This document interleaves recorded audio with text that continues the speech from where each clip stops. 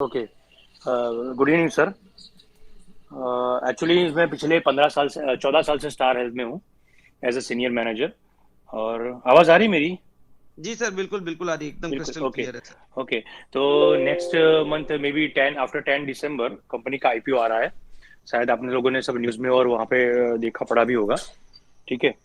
तो company basically standard और health insurance company है। और पिछले 14 साल से 2006 जून से कंपनी वर्क कर रही है। ठीक है।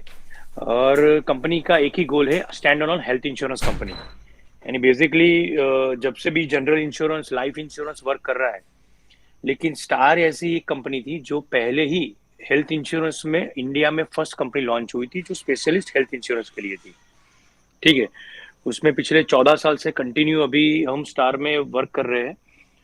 तो कंपनी की प्रोडक्ट रिलेटेड आप देखने जाओ तो प्रोडक्ट भी इतनी वाइड प्रोडक्ट हमारे पास है, जिससे हम कंपनी कोई भी फैमिली मेंबर को हम आराम से कवर कर पा रहे हैं, जिससे कंपनी का दिन ब दिन पोर्टफोलियो बढ़ता गया। रिटेल चेन जो हमारी है, वो चाहे गवर्नमेंट की न्यू इंडिया ले लो, ओरिएंटल इंश्योरेंस, उससे सबसे बड़ा नेटवर्क है हमारा। ठीक है। क्योंकि रिटेल में स्टार इज पिछले 6 साल से continue in first number in retail health premium. तो जिसकी वजह से हम यहाँ लिस्टिंग पर कर पा रहे हैं और फ्यूचर में आईपीओ भी लेके आ रहे हैं। तो ये एक बड़ा एक कॉन्सेप्ट है कंपनी का। और पहले कंपनी जो सोच रही थी उससे ज़्यादा जो कंपनी का टारगेट था कि हम 10,000 करोड़ या रिटेल 12,000 करोड़ कर पाएंगे कि नहीं कर पाएंगे, वो हमने लास्ट ईयर भी कवर कर लिया और इस साल भी हम डेफिनेटली 12,000 रिटेल करोड़ प्रीमियम लेके जा रहे हैं।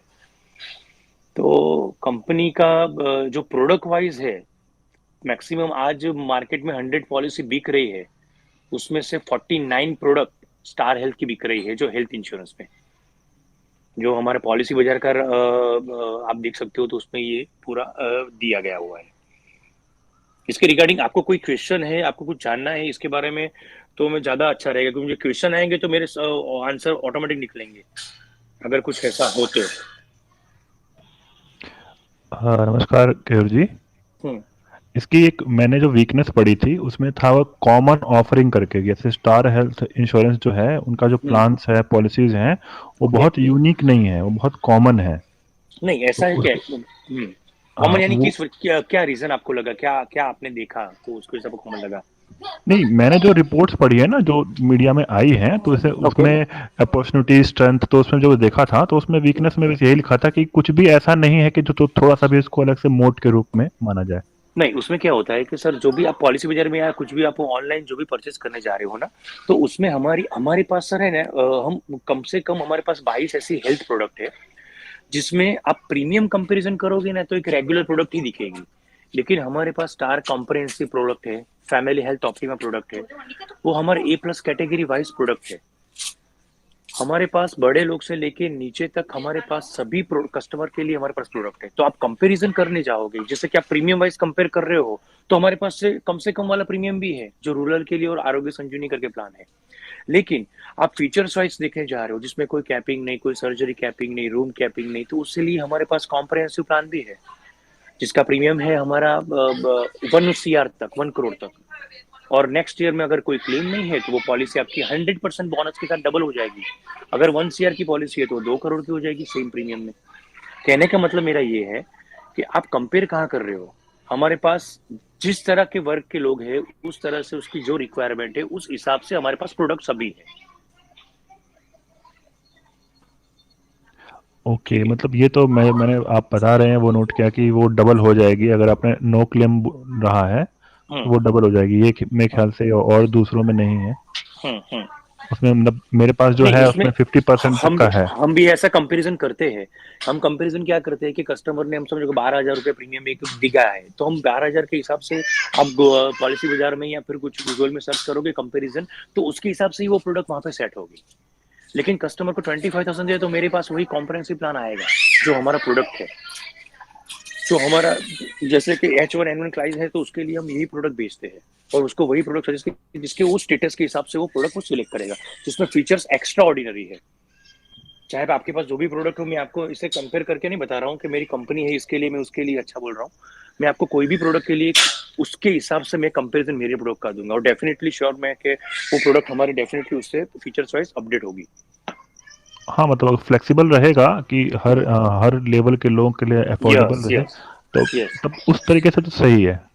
जैसे मैं एक एग्जांपल दे रहा हूँ सर आपको, जैसे हमारे पास कैंसर केयर प्रोडक्ट है, डायबिटीज सेफ पॉलिसी है, HIV प्रोडक्ट है, कार्डियक केयर हार्ट प्रोडक्ट है, जो स्पेसिफिक जो भी पेशेंट है उसको ही, जो उसको प्रॉब्लम हो चुका है उसको ही हम वो प्रोडक्ट बेचते हैं। मार्केट में कोई नहीं बेच रहा है वो। कैंसर वाले को कोई पॉलिसी नहीं दे रहा है, हार्ट वाले को कोई पॉलिसी नहीं दे रहा है, हम दे रहे हैं। और ये मार्केट में टॉपअप निकालना, फिर रिस्टोरेशन फीचर्स, स्पेशलिस्ट प्रोडक्ट, वो स्टार ने ही पहले से निकाली है। और जी, बल्कि जी, जी। हमारी एक सक्सेसफुल प्रोडक्ट है सीनियर सिटीजन रेड कारपेट, जो 75 तक एज हम एंट्री देते हैं, और एंट्री के बाद लाइफ लॉन्ग रिन्यूअल है। वो सक्सेसफुल पिछले 14 साल से हमारी सेम प्रोडक्ट है, फीचर्स अपडेट हुए, प्रीमियम सेम है। तो ये हमारी सक्सेसफुल प्रोडक्ट है, हमने मैक्सिमम सीनियर सिटीजन इंडिया में कवर किए हुए हैं। केवल जी एक क्वेश्चन हाँ मेरा है, जी सर। सुपर टॉप अप का भी फैसिलिटी आपके इसमें है क्या? हाँ है ना सर, सुपर प्रॉपर पॉलिसी हमारी मार्केट में सबसे अच्छी और सबसे एक्स्ट्राऑर्डिनरी फीचर्स है, ये मैं गारंटी के साथ दे सकता हूँ। क्यों? क्योंकि हम every every pre existing disease और प्लान सर्जरी हम 1 साल के बाद ही कवर कर लेते हैं, टॉप अप लेने के बाद। और और हर कंपनी में 3 साल या 4 साल का प्री एग्जिस्टिंग डिसीज है, या आपको पुरानी बीमारी या प्लान सर्जरी तो 2 साल का वेटिंग है। हमारे यहाँ 1 साल के बाद ही, और साथ साथ में हमारा प्रीमियम भी बहुत ही नॉमिनल है। 1 CR तक हम पॉलिसी दे रहे हैं, जिसमें 3 लाख डिडक्टेबल ऑप्शन से लेके 10, 15, 20, 25, 50, 75 और 1 करोड़ तक हमारे पास प्लान है। केवल भाई एक सवाल था मेरा हम्म। कि इस बार कोविड के अंदर कितना क्लेम की, आपकी कितनी अमाउंट के लिए क्लेम आया और आपने कितना डिसबर्स किया, वो अगर आप बता सकते हैं एक हाँ बार सर, अच्छे बता सकता हूँ डेफिनेटली। हमारा जो लास्ट ईयर जो फर्स्ट फेज था, फर्स्ट फेज में इतने क्लेम नहीं थे, लेकिन ये जो सेकंड वेव आया, जब से मैं अप्रैल से लेके अगस्त तक, तो कोविड का जबरदस्त क्लेम था। और लास्ट ईयर हुआ क्या कि हमारे मैक्सिमम कोरोना पॉलिसी, कोरोना कवच और कोरोना रक्षक पॉलिसी आई होगी, जो सब इंश्योरेंस कंपनी में थी, आप सबने किसी ने ली भी होगी, ठीक है।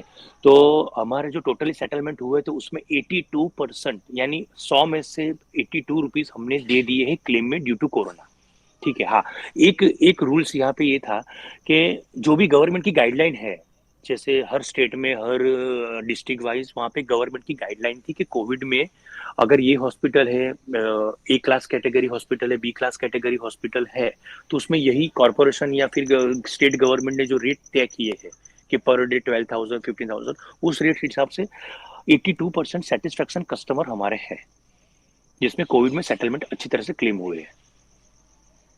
अच्छा केवल भाई एक चीज और थी कि आप अपना एक जनरल इंश्योरेंस जैसे हम्म LIC हो फॉर हम्म एग्जांपल हम्म और हेल्थ इंश्योरेंस को कितना डिफरेंट मानते हैं, और इसके अंदर हेल्थ इंश्योरेंस में ही क्यों एक रिटेल इन्वेस्टर इन्वेस्ट करे फॉर एग्जांपल स्टार में, ओके। क्यों करे, मतलब क्या उसके प्रोज हैं कि जिसकी वजह से हम उस चीज में इन्वेस्ट करें, अपना पैसा लगाएं, तो यानी क्या पॉलिसी कारण होगा पॉलिसी क्यों लो आप वहाँ पे, ठीक कि है ना। पॉलिसी भी क्यों लो और हम पॉलिसी में इन्वेस्ट, मतलब इस कंपनी में क्यों इन्वेस्ट करें, हमारे प्रोज क्या रहेंगे हेल्थ ओके। इंश्योरेंस में, फिर हम LIC इन्वेस्ट ना करें या ICICI लोम्बार्ड भी जैसे व्हीकल इंश्योरेंस है, तो हम्म। हेल्थ इंश्योरेंस में क्या ऐसा प्रोज है या हेल्थ इंश्योरेंस में क्या ऐसे इंपॉर्टेंट पॉइंट्स हैं एक हम्म। बिजनेस में जो होने होते हैं कि जिसकी वजह से मेरा मन होगा कि मैं इसमें पैसा ओके ओके लगाऊं, ये ओके। जस्ट अगर आप बता सके तो। हाँ सर, इसमें क्या देखो, LIC तो किंग है, वो खाली लाइफ इंश्योरेंस ही करती है, ओनली वो लाइफ के लिए, ठीक है। जनरल इंश्योरेंस कंपनी बहुत सारी कंपनी है, जैसे आप बजाज पकड़ लो, रिलायंस पकड़ लो, ICICI लोम्बार्ड पकड़ लो, ठीक है। लेकिन स्टैंड अलोन हेल्थ इंश्योरेंस से क्यों? अभी ये है कि मैं आपको एक एग्जांपल दे सकता हूँ कि अगर ऐसा ICICI लोम्बार्ड है, अगर वो मोटर इंश्योरेंस में अगर कुछ लॉस कर रही है, समझो कि हेल्थ इंश्योरेंस में लॉस किया उसने, वहां पे सेटलमेंट 100%, यहाँ पे कुछ वहां पे एज ए गुडविल में भी क्लेम सेटलमेंट होता है। क्यों? क्योंकि उसका प्रॉफिट मार्जिन अगर वो मोटर इंश्योरेंस से वहां से सेटल कर सकेगा, फायर इंश्योरेंस से वहां से सेटल कर सकेगा, लेकिन स्टैंड अलोन हेल्थ नहीं है। वो हेल्थ इंश्योरेंस में उतना पैसा कमाएगी, उसमें से ही क्लेम देगी, उसमें से ही प्रॉफिट मार्जिन शेयर करेगी, और उसमें से ही पूरा एम्प्लॉयमेंट, यानी जो भी HR से लेके नीचे तक के जो एम्प्लॉय है, उसका जो पे आउट से सैलरी से वही स्ट्रक्चर करेगी।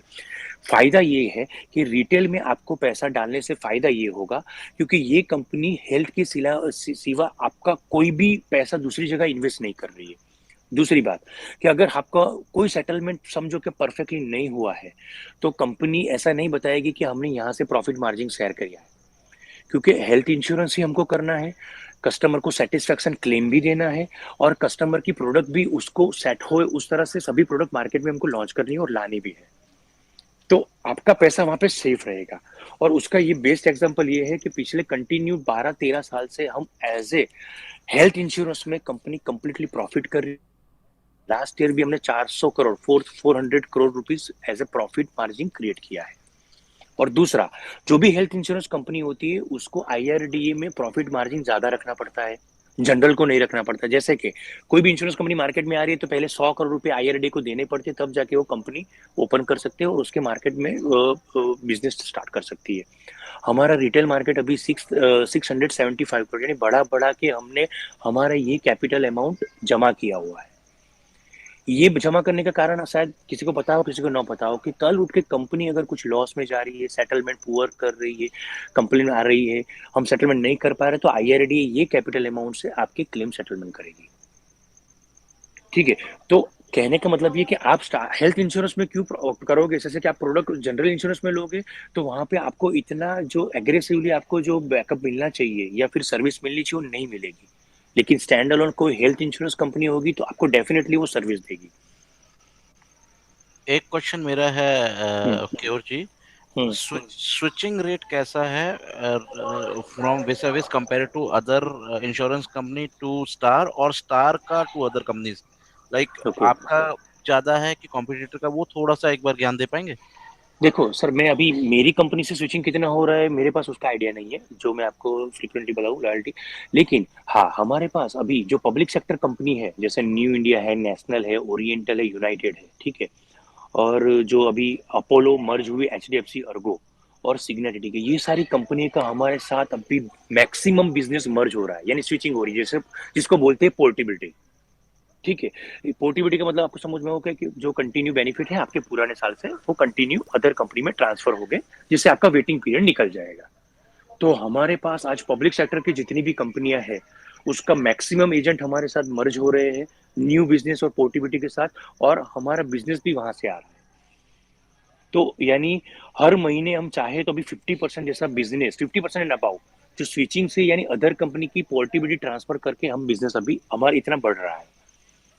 और पोर्टेबिलिटी बेनिफिट्स क्या मिलते हैं स्टार में जाके, मतलब कि पोर्टेबिलिटी बेनिफिट्स में, हाँ, अगर आपकी पॉलिसी चल रही है कोई कंपनी में, जैसे कि आपको समझो कि आपके 4 साल से पॉलिसी आपकी न्यू इंडिया में चल रही है, तो वो 4 साल की पॉलिसी आप मेरे साथ कंपनी में अब प्रेजेंट कर रहे हो, तो आपका कंटिन्यू बेनिफिट हो जाएगा जिसमें आपको वेटिंग पीरियड कोई नहीं लगेगा। वेटिंग पीरियड का मतलब क्या होता है कि जो 1 मंथ आपका वेटिंग लगता है पॉलिसी नहीं लेने से, 2 ईयर्स के लिए प्लान सर्जरी, जो प्लान सर्जरी है उसका वेटिंग लगता है, और प्री एक्जिस्टिंग डिसीज जो है वो 4 ईयर्स या 3 ईयर्स का लगता है, वो निकल जाएगा। यानी फर्स्ट डे से आपको स्टार फॉर क्लेम देगी, जिसको बोलते हैं पोर्टेबिलिटी। ये तो बहुत यूनिक चीज मैं पहली बार सुन रहा हूँ। नहीं सर, पोर्टेबिलिटी, ये है सर, ये है sir sir. Pre hospitalisation coverage भी मिलता है क्या? यस, प्री हॉस्पिटलाइजेशन हमारे यहाँ पे है बिफोर 90 डेज, आफ्टर 120 डेज, यानी पहले 3 महीने तक का आपका प्री उसमें हो कवर था, और हम बाकी 4 महीने के लिए 120 डेज तक, जिसको प्री और पोस्ट बोलते हैं। हमारी हर प्रोडक्ट में कवर है, कई प्रोडक्ट में 60 डेज है, कई प्रोडक्ट में 90 डेज है।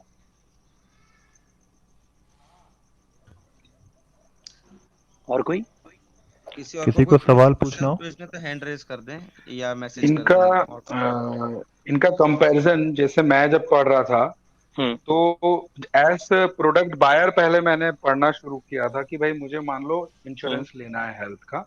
ओके, तो जो मैंने पाया था उसमें ये था कि कंपैरिजन में नंबर 1 एचडीएफसी अर्गो, हम्म नंबर 2 स्टार हेल्थ, हम्म जैसा मतलब कुछ वीडियोस में ऐसा कंक्लूजन था।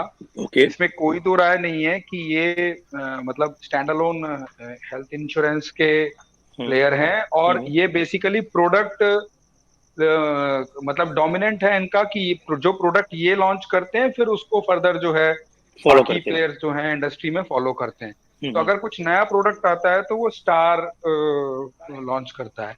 तो अब हम्म हम क्या पीयर के टर्म में एचडी, मैं जितना समझ पाया पीयर में या कंपैरिजन में जो टक्कर थी वो एचडीएफसी अर्गो के साथ थी। क्या हम्म ये कहना ठीक होगा? यस सर, डेफिनेटली, क्योंकि इसके लिए एचडीएफसी अर्गो पहले इतनी एग्रेसिव नहीं थी। क्यों? क्योंकि एचडीएफसी का पूरा मार्केट जबरदस्त है, जैसे म्यूचुअल फंड लेके बैंकिंग सेक्टर से ले लो, लाइफ इंश्योरेंस ले लो, टर्म इंश्योरेंस ले लो, उसके हेल्थ इंश्योरेंस, यानी इतना एग्रेसिव हेल्थ नहीं। जब से अपोलो उसके साथ मर्ज हुई है, एचडीएफसी अर्गो का पिछले 2-3 साल से इतना एग्रेसिवली वर्क क्यों हो गया है? क्योंकि उसके पास पूरे के पूरा अपोलो का मार्जिन पड़ा हुआ है। आप जानते हो कि अपोलो एचडीएफसी मर्ज हो गई, ठीक है? यानी एचडीएफसी अपोलो जो हेल्थ इंश्योरेंस थी, एचडीएफसी हेल्थ इंश्योरेंस ने उसके लिए अर्गो के जनरल लाइसेंस है। यानी पिछले अपोलो में जो भी आईआरडी एजेंट्स थे, जो ओनली IC38 एग्जाम देके हेल्थ का लाइसेंस लग के बैठे हुए थे, उनका सबका जनरल इंश्योरेंस में टैग हुआ। तो उसकी वजह से उनके प्रोडक्ट भी रिवाइज्ड हुई, क्योंकि उनको भी पता हुआ था कि मार्केट में अभी स्टैंडर्ड और हेल्थ से कल कंपेयर करना है या फिर डटे रहना है, तो स्टार हेल्थ ही ऐसी है। तो उसकी वजह से आज आप कंपेयर करोगे तो डेफिनेटली इसके लिए मैं एग्री हूं कि एचडीएफसी मार्केट में अभी 2 साल से एग्रेसिवली वर्क कर रही है, ठीक है? लेकिन हाँ, ओके, नहीं बोलिए बोलिए नेक्स्ट फिर। हाँ कुणाल भैया। ना बस वही कि नहीं ये सही कहा है, क्योंकि एचडीएफसी मेरे पास अपोलो की ही थी पॉलिसी, यस यस, और मेरा कन्वर्ट होके एचडीएफसी अर्गो हो गया था। हम्म और मेरे को कोविड के टाइम मेरा बिल 2,40,000 समथिंग आया था मेरा खुद हम्म का, हम्म, और मेरे को 2,39,000 समथिंग क्लेम हाँ मिल गया था। उसके बाद भी अगले 6 महीने तक उस बीमारी से रिलेटेड जितने भी मेडिसिन और जो खर्चा हो, वो हम्म सेम एज स्टार का ही जैसे एक प्लान था। मतलब स्टार में भी ये फैसिलिटी थी कि हम्म, ये चीज मतलब अपोलो का एचडीएफसी अर्गो एग्रेसिव तभी हुआ जब इन्होंने अपोलो को टेक हाँ। ओवर बाकी किया। आपने शायद सुना भी होगा कि एचडीएफसी हेल्थ बेच रही कि नहीं बेच रही, हाँ कि ऐसा नहीं भी बेचते किसी को थे, पता अब वो नहीं था। एग्रेसिव हो गए हाँ आफ्टर हाँ, एक्वायरिंग लेकिन अपोलो। यस, क्योंकि उन्होंने पूरा पोर्टफोलियो, उनका भी जो 4,000-5,000 करोड़ का जो रिटेल प्रीमियम था उनको लेना पड़ा। अभी उनको सस्टेन करना है, उसमें सेटलमेंट करना है, तो ही वो आगे बढ़ पाएंगे। क्योंकि HDFC as a banking sector में, आज बैंकिंग में आईसीआईसीआई के साथ साथ उनका कंपेरिजन हो रहा है, ठीक है ना? तो वो उनको मैनेज करना ही पड़ेगा, वहां पे वो लॉस नहीं कर पाएंगे, ऐसा है। और कंपेरेबल टू मैक्स बूपा कैसा है केयूर जी, थोड़ा सा उस पर भी बता पाएंगे? है सर, मैक्स बुपा में क्या है सर, मैक्स बुपा की पहले एक ही प्रोडक्ट थी हेल्थ में, जिसका प्रीमियम बहुत ही हाई था। फिर मैक्स बुपा ने 2014, 13-14 की मैं बात कर रहा हूँ, तब से उनका प्रीमियम थोड़ा बहुत, यानी कंपैरिजन वाइज प्रीमियम में देखो तो मैक्स बुपा उस टाइम पे सबसे हाईएस्ट उसका प्रीमियम था। अभी मैक्स बुपा क्या है कि मैक्स बुपा ने मार्केट में बैंकिंग सेक्टर में उनका कनेक्शन किया, यानी बैंक सेक्टर में अभी आपको बैंक का चैनल थ्रू मैक्स बुपा दिख रही है। तो बैंक का जो चैनल जाना है तो वहाँ पे रिटेल कस्टमर को पकड़ेंगे, और उसके साथ साथ वहाँ पे प्रीमियम उनको कंपैरिजन में कम रखना पड़ेगा। तब से मैक्स बुपा अभी, वो भी पिछले 4-5 साल से पकड़ के चलो तो वो भी एग्रेसिवली वर्क कर रही है। लेकिन अगर सेटलमेंट के देखने जाए तो मैक्स बुका का सेटलमेंट एक हाई क्लास कैटेगरी के हिसाब से है। यानी उनकी प्रोडक्ट ही ऐसी है कि जहाँ पे आपको बड़ी बड़ी हॉस्पिटल, कॉर्पोरेट हॉस्पिटल में जाके आप एडमिट हो रहे हो तो उस तरह के आपके फीचर्स मिल रहे हैं। लेकिन अगर वो मैक्स बुपा रिटेल में या फिर कोई टाउन में या छोटे गांव में अगर प्रोडक्ट बेचने जाएंगे तो उनके पास वो प्रोडक्ट नहीं है कि वो आराम से या 5-10 हजार 15 हजार प्रीमियम भी लेना है तो वह ले पाएंगे, ठीक है? और उनकी टिकट साइज भी मैक्सिमम 4 लाख से स्टार्ट हो रही है। तो कहने का मतलब है, अगर वो हाई क्लास कैटेगरी में जाते हैं कस्टमर, तो उनके पास वो बेस अच्छा है। मैं वो जानता भी हूँ, और वो मैंने हम कंपेयर भी किया है कि कई बार हमको मैक्स बुपा भी हमको ये कंपटीशन में हमको वहाँ पे दिक्कत खड़ी कर रही है।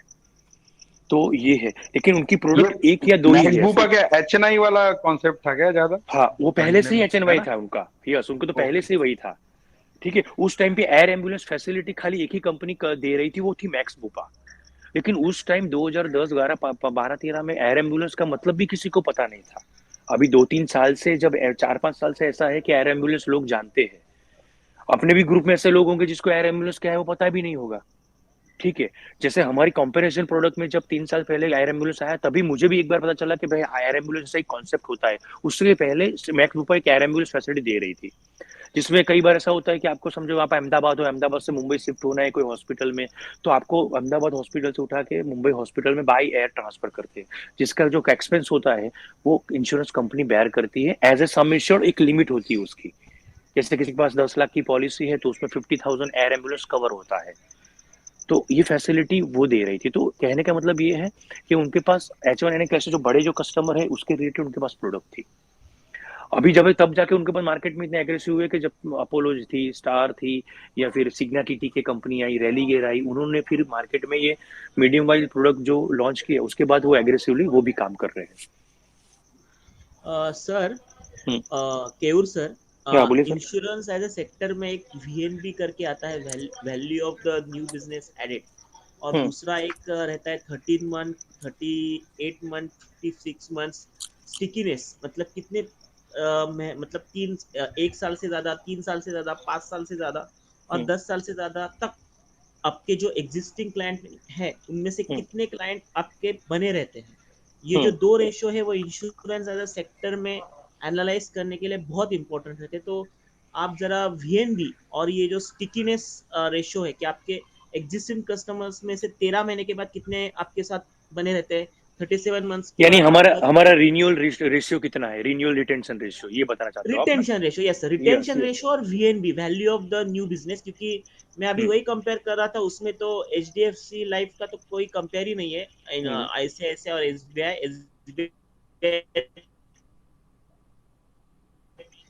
और तीसरा सबसे इंपॉर्टेंट है क्लेम सेटलमेंट रेशियो। क्योंकि इंश्योरेंस अगर एज अ सेक्टर अगर एनालिसिस करना है तो ये 3 चीजें देखना बहुत जरूरी है। बहुत जरूरी, डेफिनेटली।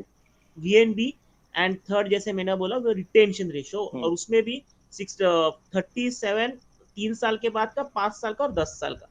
जरा please, thank you sir, thank you. देखो सर, अभी आपने बताया कि हमारा रिन्यूअल रिटेंशन, क्योंकि ये बहुत ही इंपॉर्टेंट चीज है। बिजनेस तो सब करते हैं, लेकिन एवरी ईयर वो रिटर्न कितने होते हैं। तो उसमें आपका जो फर्स्ट क्वेश्चन के रिन्यूअल रिटेंशन, तो हमारा 92 to 95% रिन्यूअल रिटेंशन है। जैसे मैं लास्ट वो ईयर की लेकिन सर